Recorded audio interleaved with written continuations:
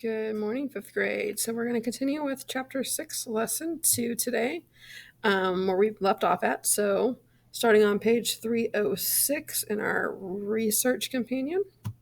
So let me get that started for you. All right. So we talked yesterday about the legislative branch, the executive branch, and the judicial branch. So let's go ahead and look at an infographic that we have on this. So we're going to look at this next page here. And it kind of helps us, let's get it back here. It kind of helps us break it down a little bit. So let's take a look. Remember that we said each branch has its own powers and it can check and balance every other branch. So when we look at the executive branch, move me up here. When we look at the executive branch, it talks about the president who is elected, enforces laws, is commander-in-chief of the military, and signs or vetoes laws, and they nominate judges. All right, then we have the legislative branch. That is Congress, and we elect those officials. Okay, they can override a veto.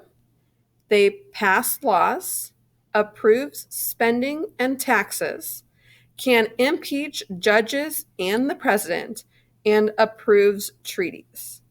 Then we have the judicial branch, which is the Supreme Court and other federal courts.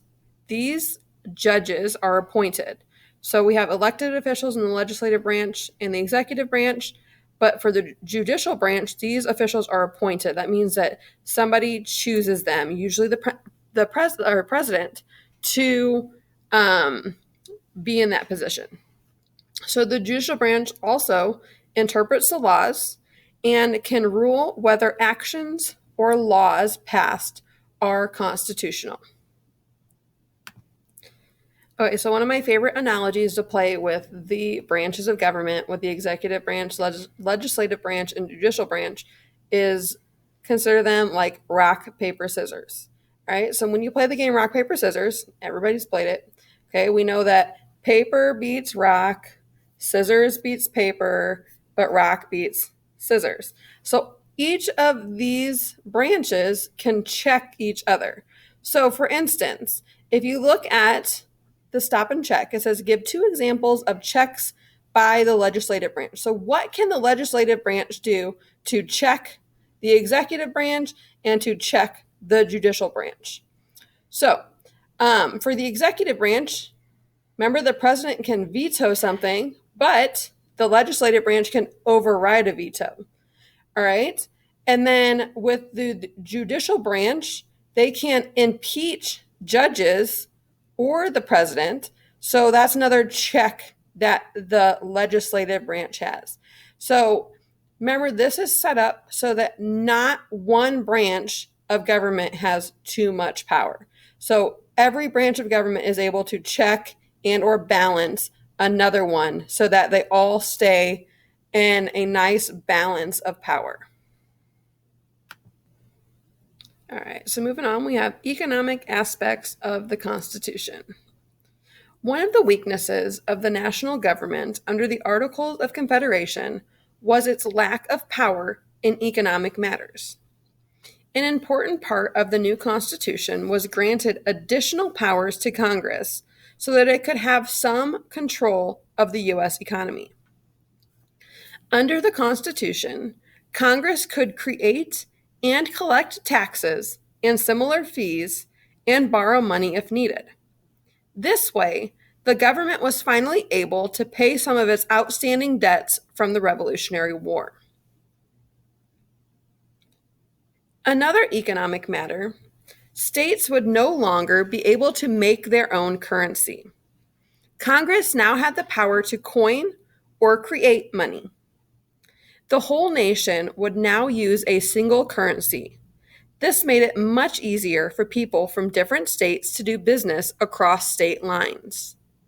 Congress also became responsible for overseeing trade with other nations, including Native American groups. Congress did not have total control of the economy, though. it was allowed to pass certain types of taxes, nor could it tax trade between states or do anything else that would favor one state over another. Any money that Congress received had to be appropriated or set aside for a specific purpose. That money could not be spent on anything else. These rules were intended to ensure the fairness of the U.S. economy so that many people had a chance to prosper.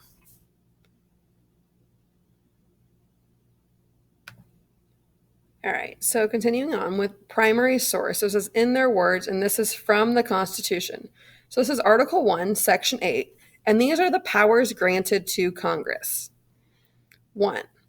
The Congress shall have power to lay and collect taxes, duties, imports, and excises, to pay the debts and provide for the common defense and general warfare of the United States. But all duties, imposts, and excises shall be uniform throughout the United States. To borrow money on the credit of the United States, that was number 2. Number 3, to regulate commerce with foreign nations and among the several states and with Indian tribes. 4, to establish a uniform rule of naturalization and uniform laws on the subject of bankruptcies throughout the United States. 5, to coin money, regulate the value thereof, and of foreign coin, and fix the standard of weights and measures. 6, to provide for the punishment of counterfeiting the securities and current coin of the United States. And 7, to establish post offices and post roads. So it says, read the excerpt from the Constitution above. Why is it important that these duties are performed at the national level rather than at the state level? So if you look at most of these here, okay, they're better at the national level because it considers and concerns the entire United States as a whole. So when we talk about collecting taxes, okay, we still have state taxes, but in the federal taxes, we have federal taxes to help pay for national debts. All right, then again, with the borrowing money on the credit of the United States, the Congress can do that because a national, it would be for a national debt for the whole greater good of the United States. Then to regulate commerce with foreign nations. So that's pretty much saying that the Congress has the power to decide what foreign nations or foreign countries we're going to trade with. All right. And then they set those taxes and they set tariffs, things along those lines so that we can trade with other countries. Another one, to coin money. Again, we talked about Congress having the power to make money for the entire United States because it would be easier than to be able to do business with other states if we all have the same type of currency. Okay, so we're going to go and take a look at writing and rewriting the Constitution. So these would be pages in our inquiry journal. And we're going to look at these two primary sources. So one was the first draft of the preamble, and then we have the final draft of the preamble. And we're going to kind of compare and contrast these two things. So let's go ahead and read the opening statement to this first. So it says, writing and rewriting the Constitution. Over here. The Constitution was not written all at once. It had to be written carefully so that it could cover all of the important laws needed by a national government. On May 25th of 1787, 55 members of the Constitutional Convention began meeting at Philadelphia's State House to discuss, plan, and write the Constitution. A first draft was copied and given to the delegates on August 6th. They studied and made notes on their copies before making a final draft, signed on September 17th, 1787. The preamble, or introduction to the Constitution, changed significantly between the two versions. The entire process had taken 4 months, with only an 11-day break. Okay, so the first thing we're going to do is underline phrases that are in both versions. So we're going to read them first, and then I'm going to go through and we're going to underline the phrases that are in both versions. And then we're going to talk about these questions. It says, why were some things kept? Why were some things removed? And then why were some things added? So we're going to kind of keep those little questions in mind. Okay, so let's look at the primary source of the first draft. So it says, in their words, the preamble first draft. We, the people of the states of New Hampshire, Massachusetts, Rhode Island, and Providence Plantations, Connecticut, New York, New Jersey, Pennsylvania, Delaware, Maryland, Virginia, North Carolina, South Carolina, and Georgia, do ordain, declare, and establish the following Constitution for the government of ourselves and our posterity. So this is the first draft of the United States Constitution, August 6th of 1787. Okay, so let's go ahead and take a look at, in their words, the preamble, the final draft. So it says, we, the people of the United States, in order to form a more perfect union, establish justice, ensure domestic tranquility, provide for the common defense, promote the general welfare, and secure the blessings of liberty to ourselves and our posterity, do ordain and establish this Constitution for the United States of America. And this is from the official United States Constitution, signed on September 17th of 1787.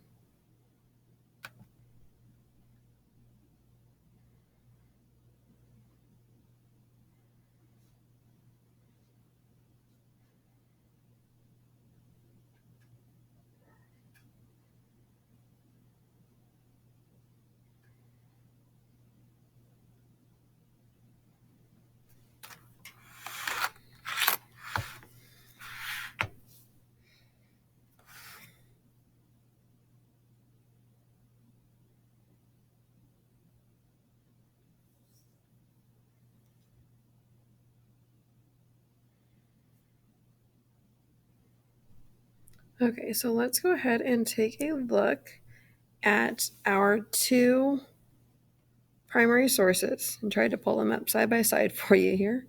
We're going to look and see which ones, like which words are the same in each one. So we're going to try to underline those. So if you look at the first draft, we have here, okay? And the second draft we have here, and it's not going to let me write on them. Awesome. All right, so let's just go ahead and look at these then. So it's not going to let me write on them. I wanted to underline them, but it's not going to let me work on it. So it'll be all right though. We, the people of the United States of New Hampshire, Massachusetts, and it goes on the list all 13 colonies, or 13 states. That's an awful lot. But if you look at the final draft, it says, we, the people of the United States, one uniformed country. Okay, so that makes it a lot more inclusive. So we, the people of the United States. So they both have we, the people, but instead of listing all 13 states, it just says of the United States. So let's see what else we have that is the same. So after we get through all the states, it says, do ordain, declare, and establish the following Constitution for the government of ourselves and our posterity.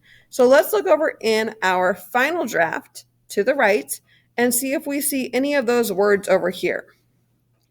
So do ordain, I see do ordain towards the bottom, so do ordain, and establish the following Constitution and establish this Constitution for the United States of America,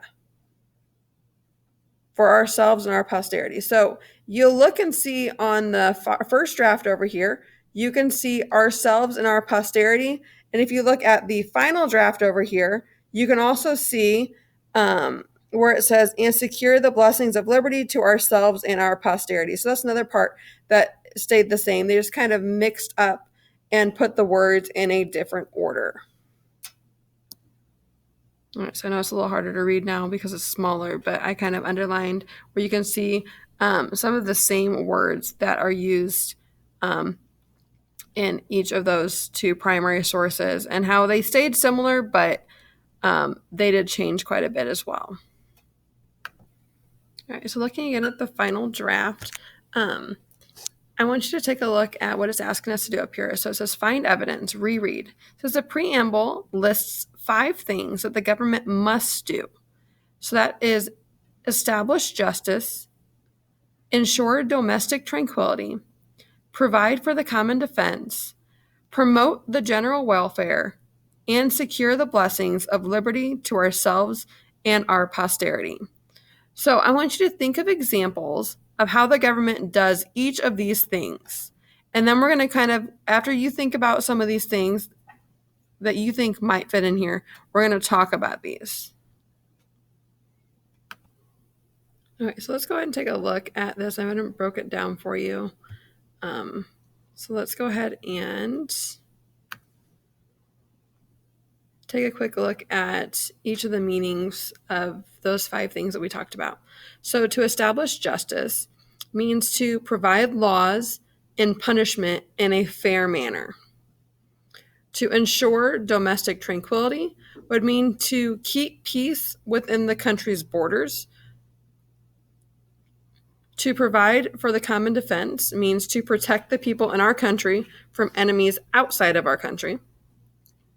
To promote the general welfare would be for the health, peace, morality, and safety of its citizens. And then to secure the blessings of liberty to ourselves and our posterity would mean to protect the nation's rights for liberty, justice, and freedom.